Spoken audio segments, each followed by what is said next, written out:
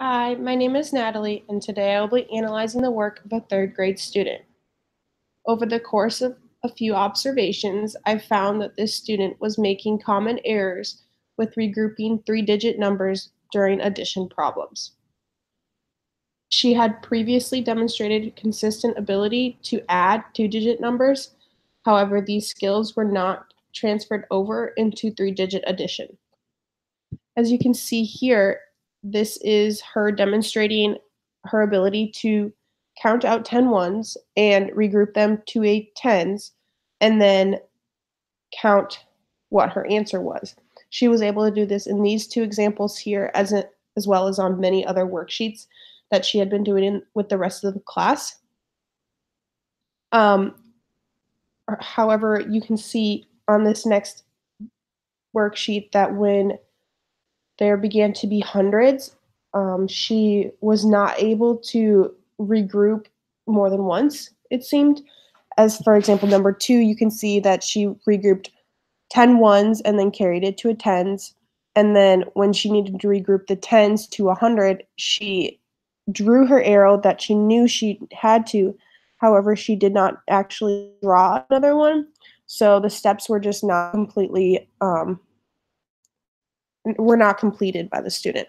And this is the kind of we multiple worksheets and that she had done time and time again. The Van D. Wally text explains that there are 3 types of computational strategies, and I feel that this student is really struggling with the invented strategy of computation because she was not able to spend enough time on direct modeling computation. So I feel that if this student had received more direct modeling computation time using base 10 blocks and building these math problems to solve the answer, that these problems seen in three-digit would not have been seen. She would have been able to successfully answer these problems just as she did with two-digit problems.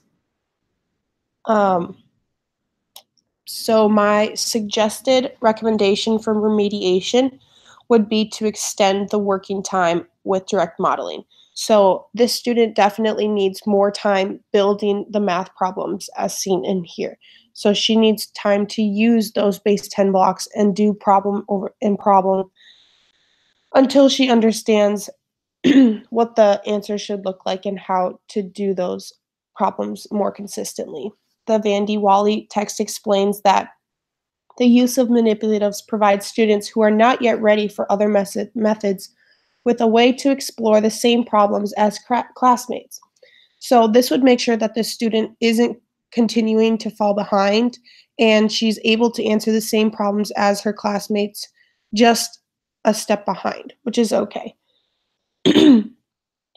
As also suggested by the Van D. Wally text, I believe that a focus on these base 10 blocks without recording the numerical process would be the best accommodation for this student to start at until she's ready to write down the numerical processes as she's answering these problems. So my next steps for this student would be to first build these math problems as seen here. So give a student a problem and build with the blocks, just like she did here in this picture. And then after she has done multiple problems building the blocks, you can see at the top of this sheet where she began to then go back to writing down these numerical processes. So what I would have this student do is first build the math problem, then once she finds her answer that way, then go down and write the math problem or draw it as seen in the top of this picture right here. So carrying the ones, carrying the tens, and then getting your final answer. And then the final step that I would have this student would be to then write it. So it would be build it, draw it, and write it. I feel that if this student consistently practiced problems in this way, that she would be able to better understand these algorithms and begin to provide more consistent answers with addition in three-digit numbers. Thank you.